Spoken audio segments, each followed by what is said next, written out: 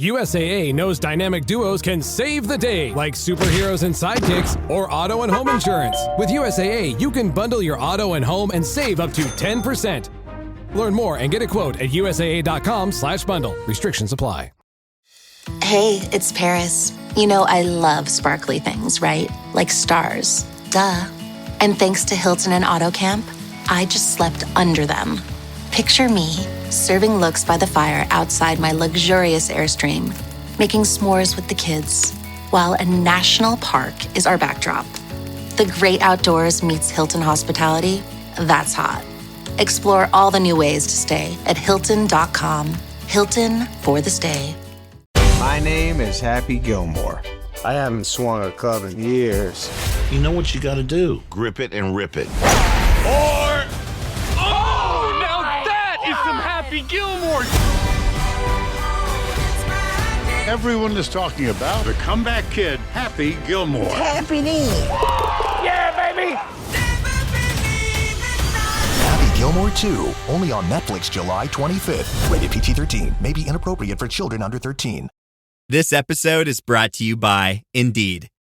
When your computer breaks, you don't wait for it to magically start working again. You fix the problem. So why wait to hire the people your company desperately needs? Use Indeed's sponsored jobs to hire top talent fast.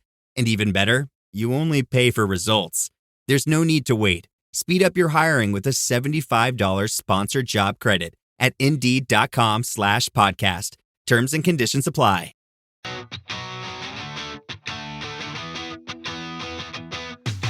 Welcome back to Rams Up, your favorite LA Rams podcast. We are part of the Fans First Sports Network, and you can follow us on YouTube at youtube.com/@RamsUpPodcast. I'm your host, Mark. I'll be joined often by my football guru, Ian, along with a bunch of other friends of the show on occasion. Let's get to it.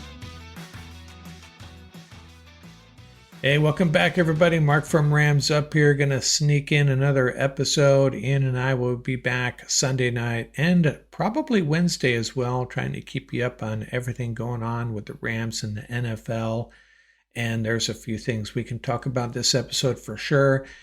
But first, it is episode 787 on the podcast. Now, I have talked about three players who wore number 87 already: Ricky Pearl, Billy Truax, and Greg Salas. And I'm going to talk about another guy that wore number 87, and that is tight end Tony Hunter.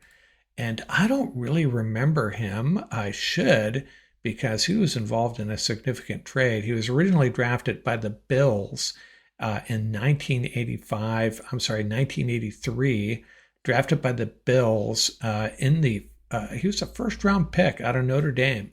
And then on July 18th, 1985, the Bills sent Hunter to the St. Louis Rams for a third-round choice and quarterback Vince Ferragamo. That's right, Vince Ferragamo, the quarterback that led the Rams to the Super Bowl. Or did Pat Hayden lead the Rams to the Super Bowl? But regardless, Ferragamo played in that Super Bowl, and the Rams lost that one, of course. But that's how Tony Hunter came over to the Rams, and he played for the Rams for just those 2 years, 1985 and 1986, because in 1986 suffered a serious leg injury, and that basically ended his career. He could not pass the physical the following year. So he ended up playing in 23 games for the Rams, 65 catches, 768 yards, and 4 TDs. A very promising young tight end, very talented, and unfortunately his career cut short by that injury. Number 87 for our Los Angeles Rams, Tony Hunter. Now let's get on to some news items. Matthew Stafford was supposed to return to camp on Monday. The Rams are off Sunday. Apparently they've delayed that. They're going to take it day by day, and I really didn't like the way that release was worded, that McVay saying, hey, don't worry, he'll be back for week 1. I'm hoping he actually means he will be back for week 1 for sure. In the meantime, we're taking it day by day, and he could be back any day in a week or two. We'll see. let's look at it this way. Matthew Stafford getting some extra rest, and it's a little bit of a bummer he's not having an opportunity to build his relationship with guys like Devontae Adams and Terrence Ferguson, and even Jordan Whittington, a guy that he may not have a strong connection with, and kind of Tay Mumfield. Man, hearing great things about Mumfield. Someone compared him to Justin Jefferson. I don't know where that came from, but hey, this is what happens every training camp. I think Mumfield's going to be pretty good, but let's pump the brakes on the Justin Jefferson comparison, shall we? Now, Mike LaFleur, the Rams offensive coordinator, pointed out that he had always been an admirer of TJ Humphries and his steadiness, his reliability as a left tackle, but had never really known him personally until the Rams brought him in, and feeling really good about his progression, getting caught up with the playbook and entrenching himself with this Rams offense. So I'm feeling a little bit better about our situation there. And it got me thinking, Alaric Jackson, solid left tackle. But, DJ Humphries was pretty darn good in his own right. And then he had that injury, had an off year following the injury. Is DJ Humphries, does he have a chance of winning that starting job, even if Alaric comes back? Something to consider. I'm not saying that's going to happen. I'm trying to make myself feel better about this entire situation we have at left tackle because, man, that is so critical. But bottom line, DJ Humphries seems to be working out for the Rams right now. So maybe we can all sleep a little bit better knowing that Alaric Jackson may not be ready to go opening day for the second year in a row. Last year it was suspension. This year, those blood clots. Now, there's a Super Bowl ticket scandal that's erupted. I think apparently 100 players have been notified that they will be fined and or suspended. I think that's how it was worded, for taking their Super Bowl tickets that they are given and turning around and selling them at a profit.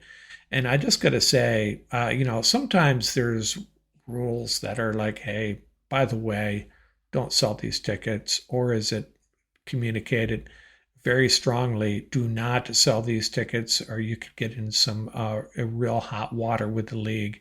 I don't know how that's communicated, but regardless, these players, I'm going to put them in the knucklehead category if that's what they're doing with these players, with these tickets. It's just silly. We'll have to see if any Rams are on this list. I hope not, but not a good look.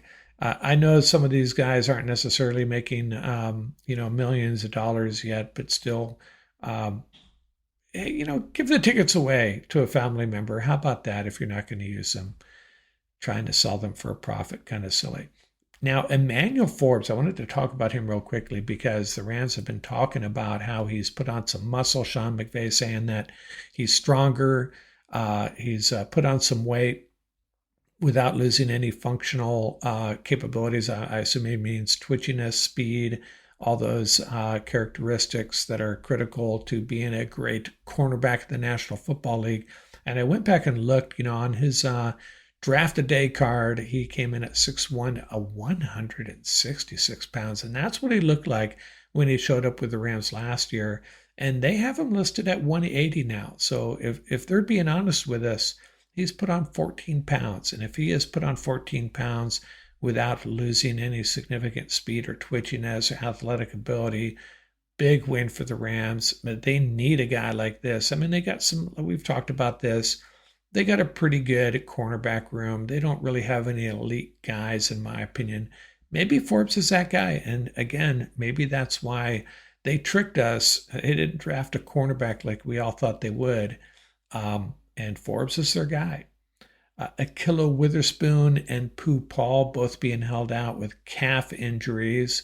So I'm not sure how long they'll be out, but that's kind of a bummer.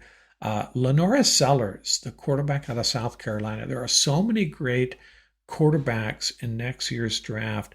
And Lenora Sellers, it really jumps off the screen if you watch him, and it's understandable why people are suddenly elevating him into the mid or even early first round. But you got to pump your brakes on that as well. This guy, 6'3", 240 pounds, he has If the Rams are serious, as Les Snead and Sean McVay have said, about maybe evolving into an offense led by a quarterback that can extend plays and do some special things off schedule with his legs and with his arm as well, Lenoris Sellers is one of those guys. I encourage you to go watch his highlights on YouTube. Pretty impressive. Now, the thing on Sellers is he started out last year statistically not very pretty. And then he, by the end of the year, played much better and really elevated his status among draft evaluators, player evaluators.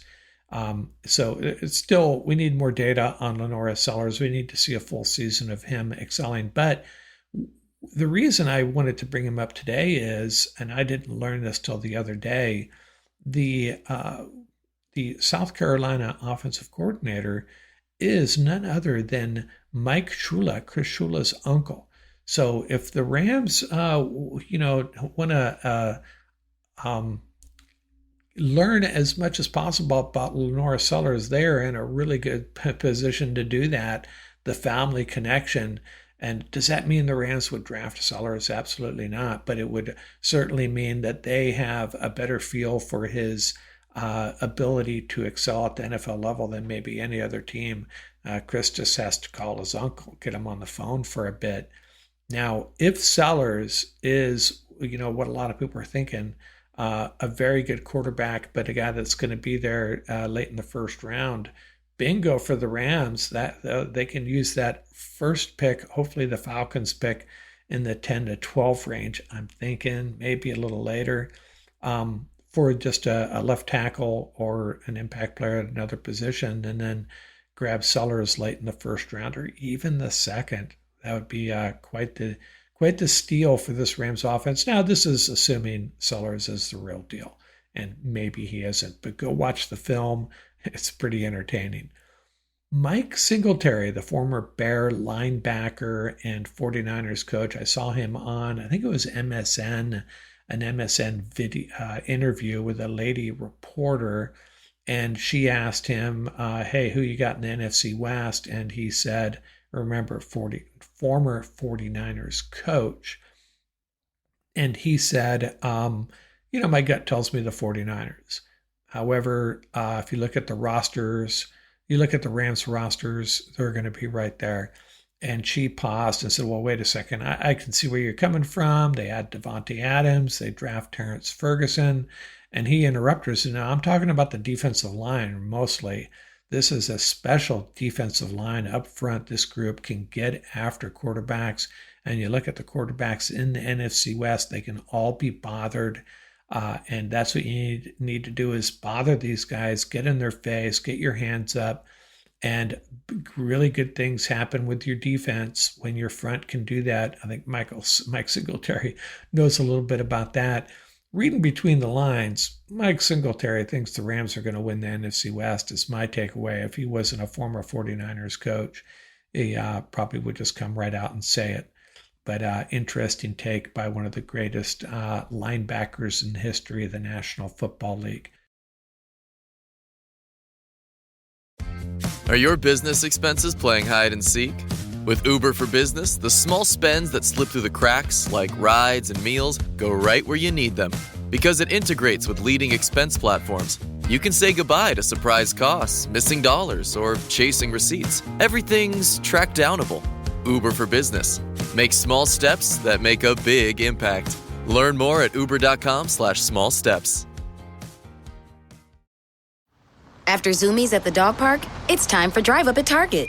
In goes a big bag of kibble and one squeaky chicken toy for the good boy. Drive Up that's ready when you are, only in the Target app. Just tap Target.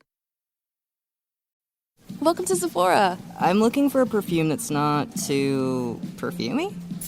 I got you. Serum moisturizer or moisturizer serum. Let's get into layering. My concealer is making me look worse. Sounds like the wrong shade. Let's get you matched. There's only one store that really gets what you're going for. Get beauty from people who get beauty. Only at Sephora. Hi, Let's get you a basket. 9 años pidiendo el Snack Wrap. Aquí tienes tu Snack Wrap. ¿Tú quieres un Snack Wrap? Toma tu Snack Wrap. ¿Tú también? Toma un Snack Wrap. Snack Wrap, Snack Wrap, Snack Wrap. Volvió el Snack Wrap. Ba-da-ba-ba-ba. Now, last year, what do you need to win the Super Bowl? You need a great coach, a great quarterback, and you need to stay healthy. And what happened to the Lions last year is they did not stay healthy. Same thing with the 49ers. Now, unfortunately for the Lions, they've already lost a player for the entire year. This happened a few days ago, jumping on this a little bit late. Defensive lineman Levi Onwuzurike, we're just going to call him Levi henceforth. He was a second-round pick in 2021, and they were hoping he could step up because Alam McNeil, who's in front of him on the depth chart, is coming back from an injury himself. So they've already lost some depth. This is a significant hit for the Lions. And, as like Ian was talking about losing Stafford for not being able to practice, it's just a bummer. And it's, it's just a bad vibe, I think, on the field for a team when players drop off like that. I think with Stafford and Witherspoon and Pooh, not really that big of a deal. But for the Lions to lose a guy for the year already, it just kind of, you just have to start being concerned. Here we go again. Are we going through this again already? We just went through this last year and we're already losing a guy we were counting on. So just wanted to mention, you think we got it bad with Stafford nursing lower back pain. Some of these teams are already losing guys, and the Lions losing a key player. Quite the bummer for Levi, because this could have been, he's been in the league for 3 years now, 4 years, and this could have been his year to really step up. It's going to have to wait a year. Now, nothing gets you more excited about the season than looking at the opening week schedule, especially this year. Man, it's a pretty healthy slate.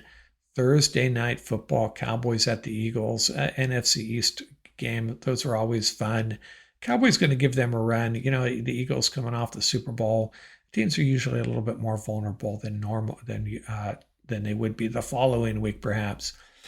Friday night football. So the Chargers and the Rams are both at home opening weekends. I guess that it played into having the Chargers host the Chiefs on Friday night.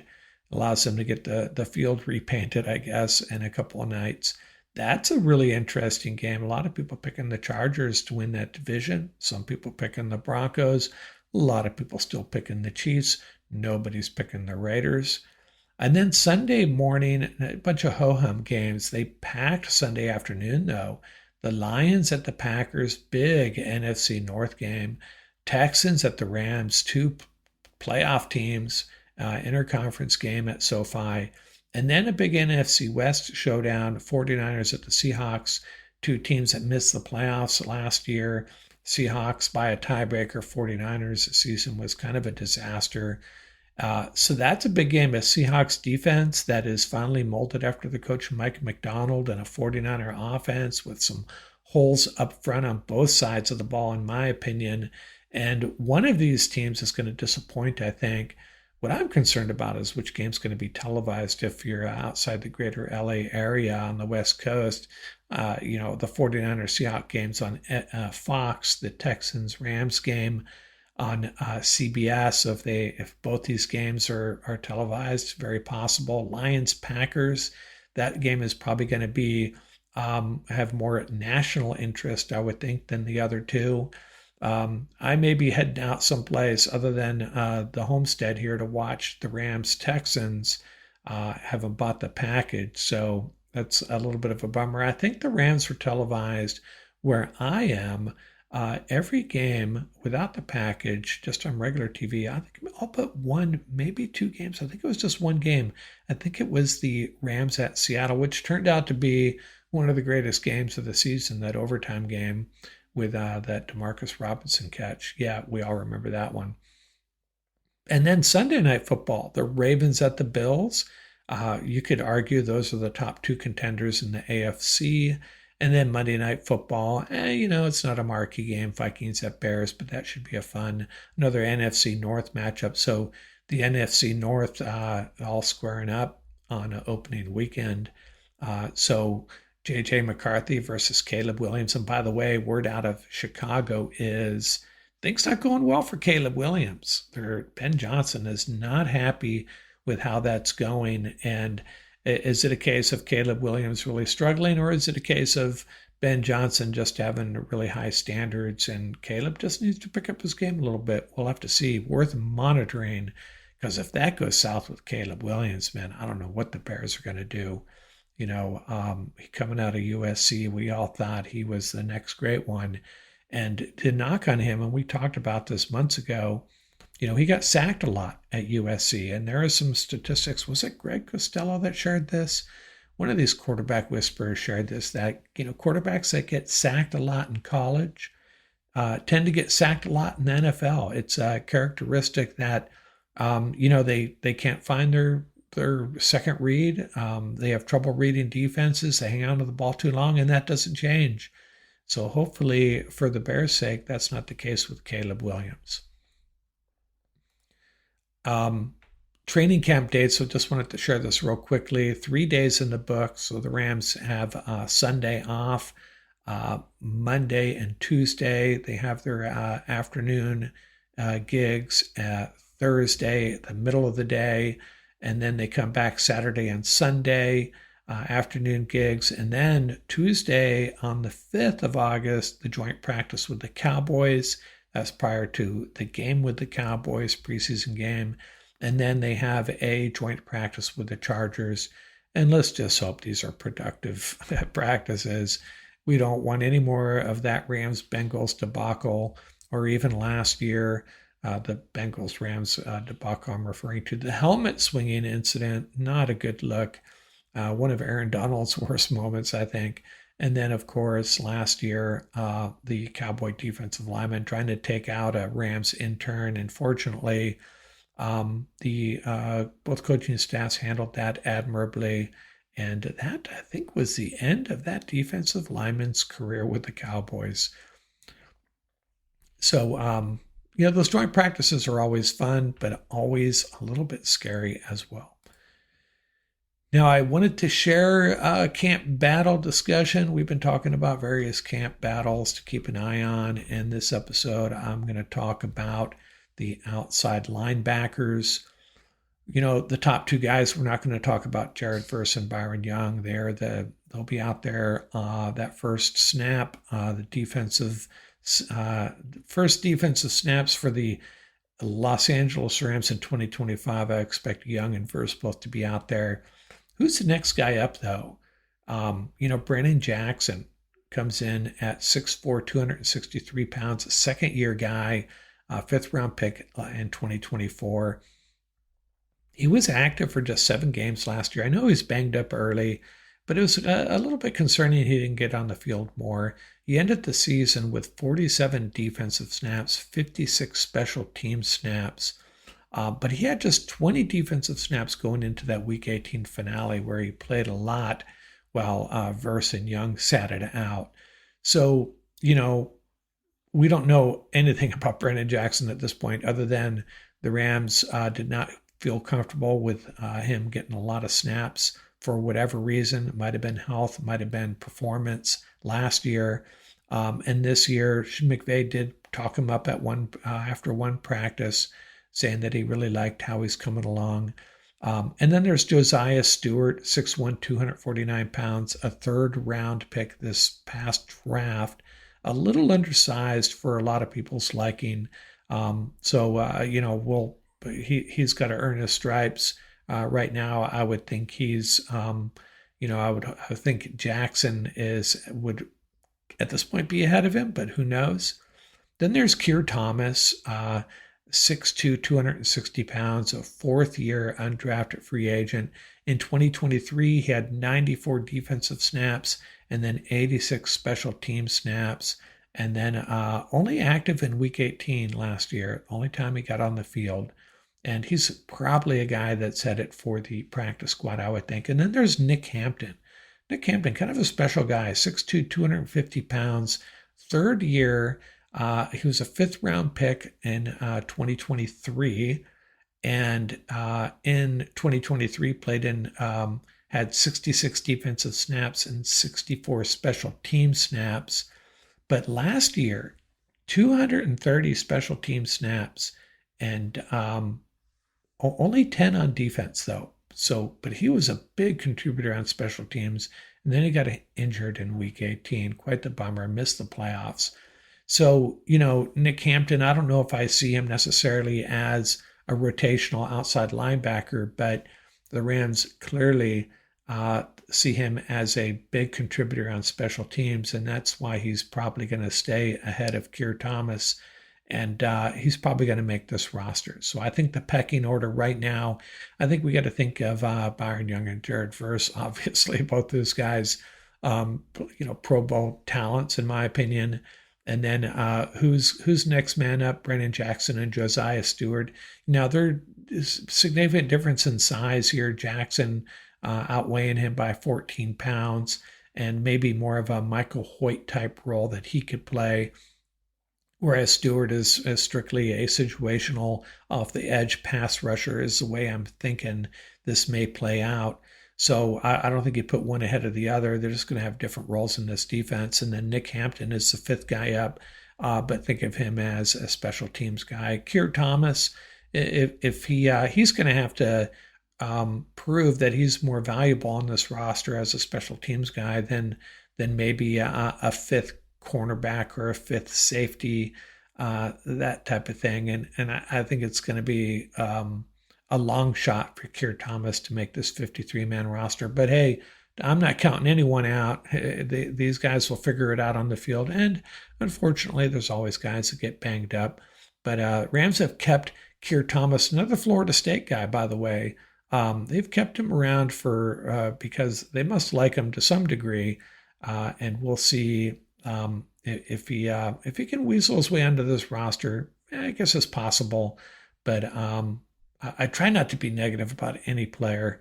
I just think Thomas has it's going to be really difficult for him to get on this 53, but hopefully he will be on this practice squad and eventually, maybe be activated and get in a handful of games before year's end.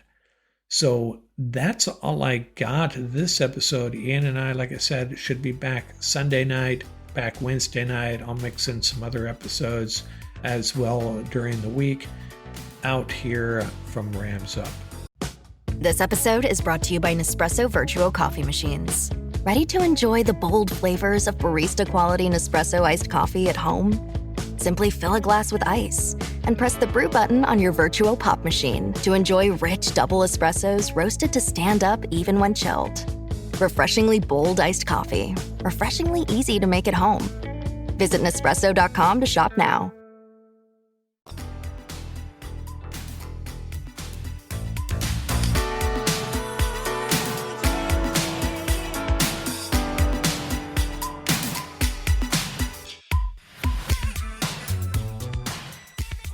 That's going to do it for this episode. Remember, you can reach us at ramsuppodcast@gmail.com. And don't forget about our YouTube channel. Till next time, keep the horns up, stay safe, and have fun out there.